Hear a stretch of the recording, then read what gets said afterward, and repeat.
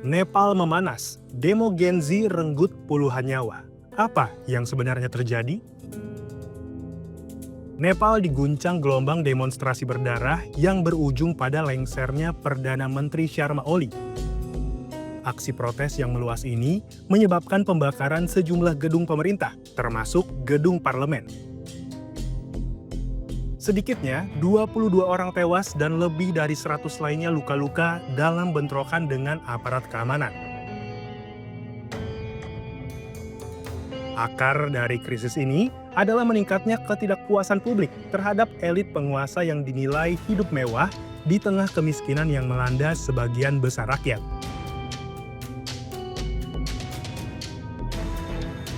Kesenjangan antara kelompok kaya dan miskin kian melebar hingga memicu kemarahan publik.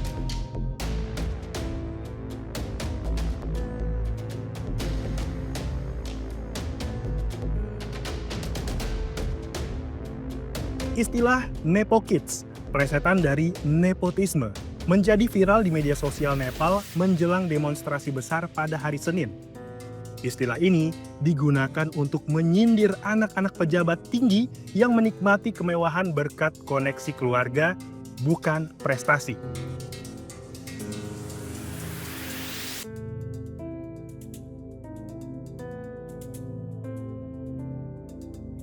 Sudah lama, para pejabat dan politisi di Nepal dituding melakukan korupsi dan menyalahgunakan dana publik. Banyak yang menduga bahwa anggaran negara digunakan untuk membiayai gaya hidup mewah keluarga mereka, meski gaji resmi para pejabat tergolong rendah.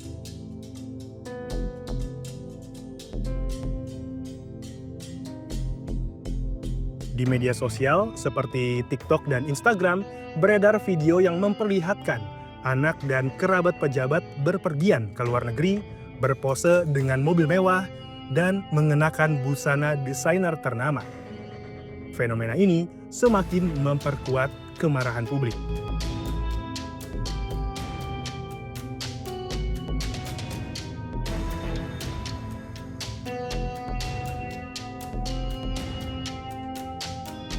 Para demonstran menuntut dibentuknya komisi investigasi independen untuk menyelidiki sumber kekayaan para politisi. Tuntutan ini mencerminkan kekhawatiran mendalam terhadap korupsi dan ketimpangan ekonomi yang semakin parah.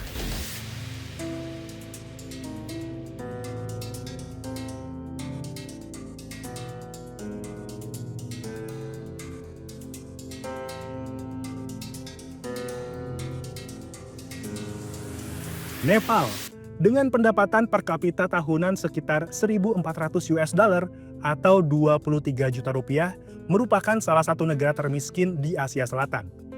Tingkat kemiskinan tetap tinggi, melebihi 20% dalam beberapa tahun terakhir.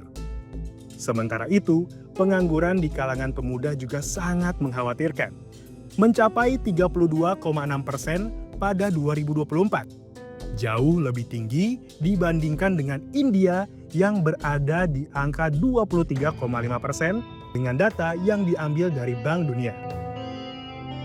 Kondisi ini mendorong banyak warga Nepal mencari penghidupan di luar negeri.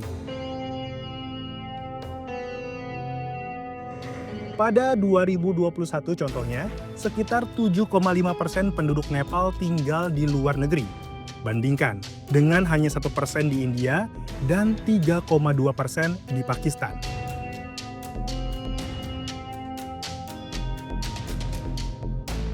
Akibatnya, perekonomian Nepal sangat bergantung pada remitansi atau kiriman uang dari luar negeri, yang pada tahun 2024 menyumbang 33,1% dari PDB, tertinggi kedua di dunia setelah Tonga.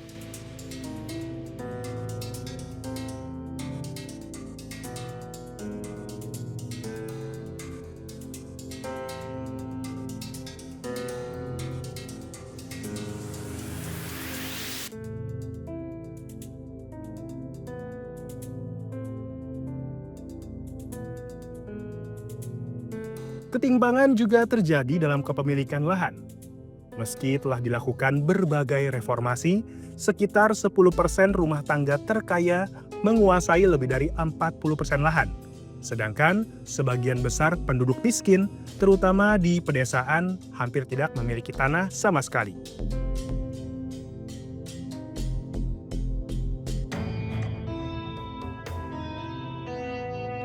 Nepal kini mengalami apa yang disebut para analis sebagai frustrasi digital.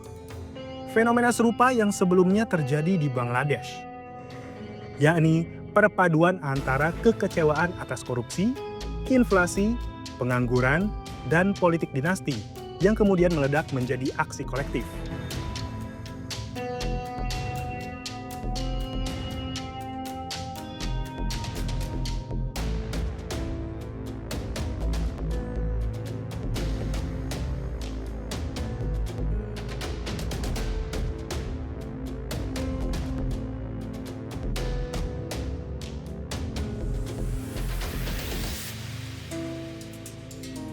Para pengamat menyoroti peran penting diaspora dan media sosial dalam menguatkan gerakan ini.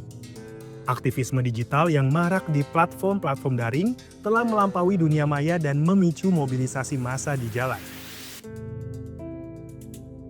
Influencer dan jaringan aktivis muda menjadi motor utama penyebaran narasi perubahan.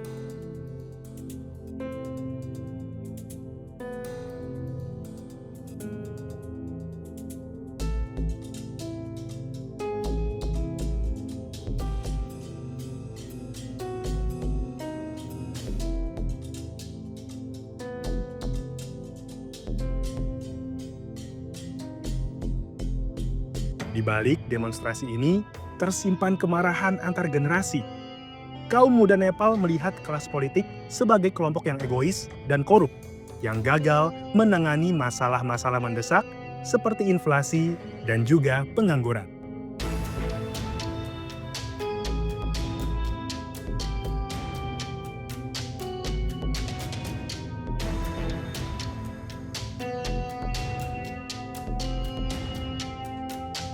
Jika tidak segera ada langkah serius dari pemerintah untuk mengatasi akar permasalahan ini, para analis memperingatkan bahwa Nepal berisiko mengalami perpecahan sosial yang mendalam.